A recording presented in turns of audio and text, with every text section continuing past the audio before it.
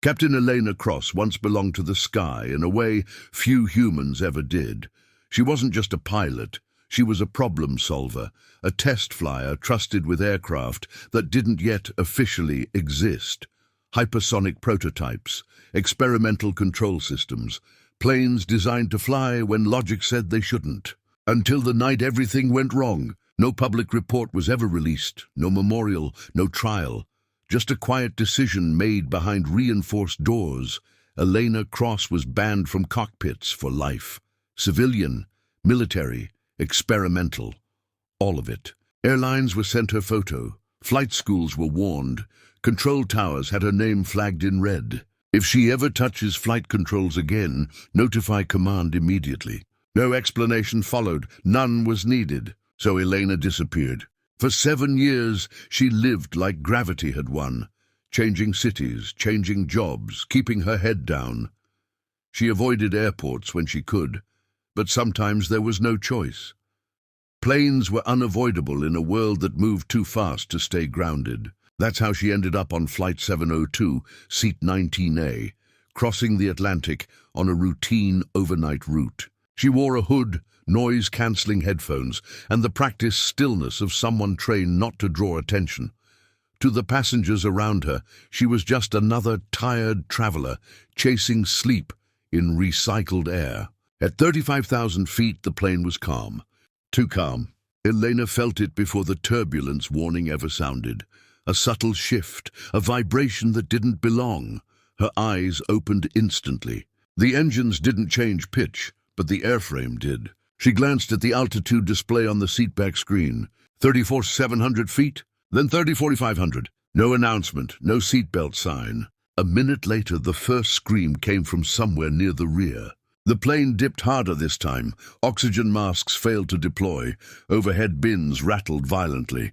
A flight attendant rushed past, face pale, whispering into an intercom that wasn't answering. Elena stood. Her heart wasn't racing, it never did in moments like this. Fear had burned out of her years ago, replaced by focus.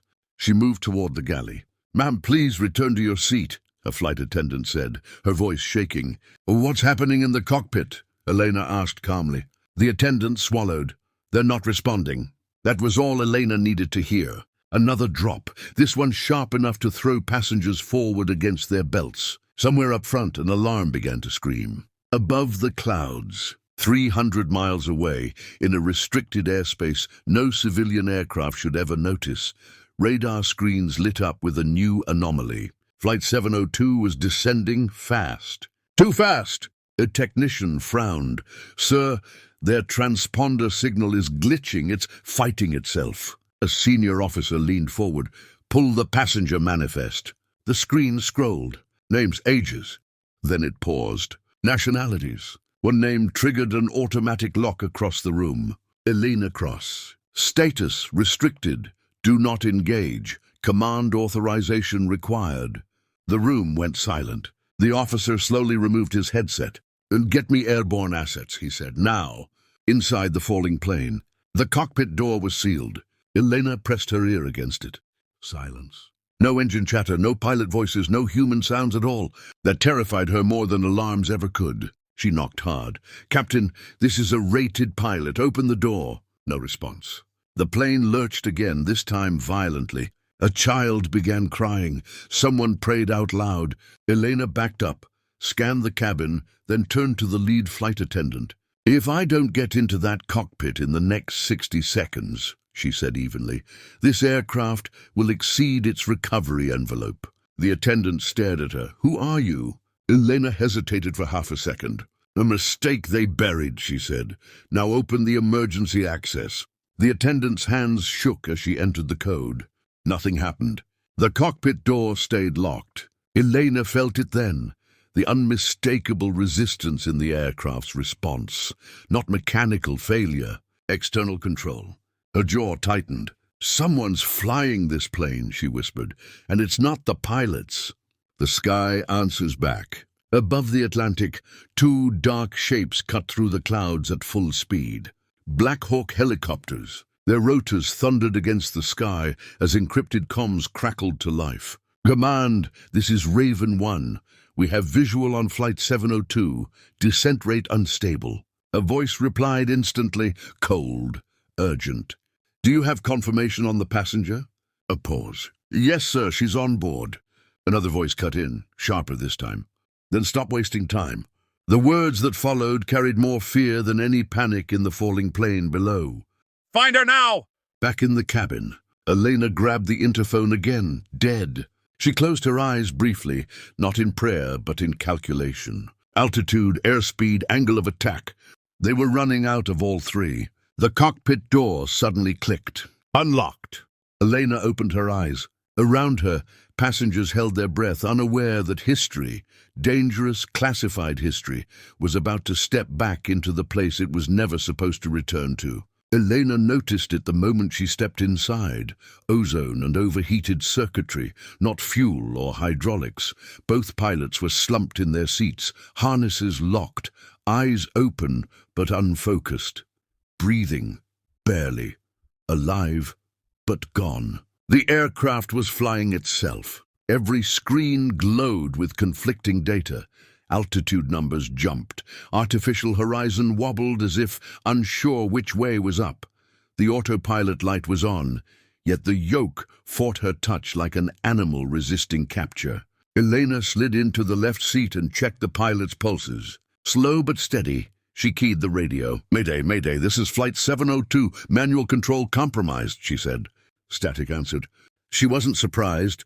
7 years ago, she'd watched the same thing happen to an experimental jet, controls responding to commands that hadn't been given, software locking out human input.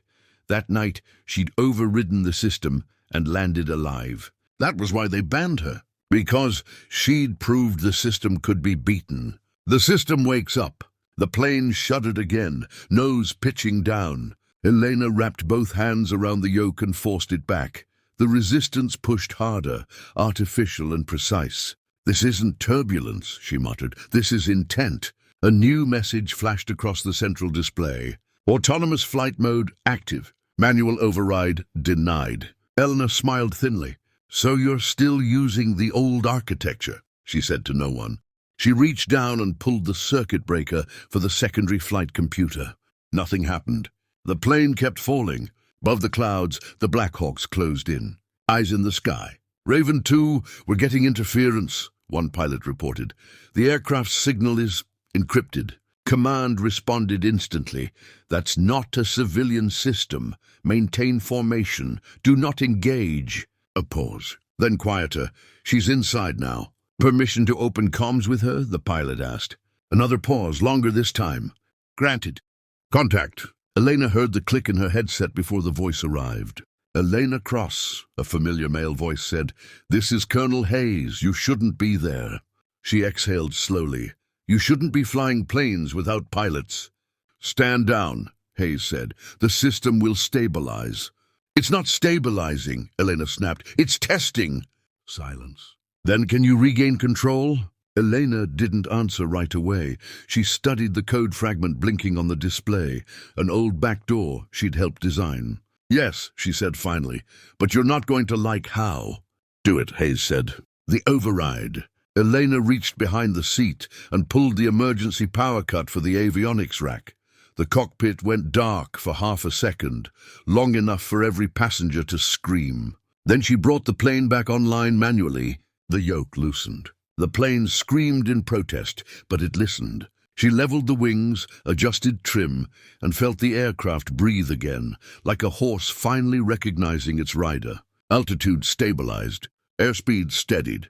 From the cabin came applause, sobs, prayers of thanks. Elena ignored all of it, because the system wasn't done. The truth comes out. "You just exposed classified hardware to civilian eyes," Hayes said over comms.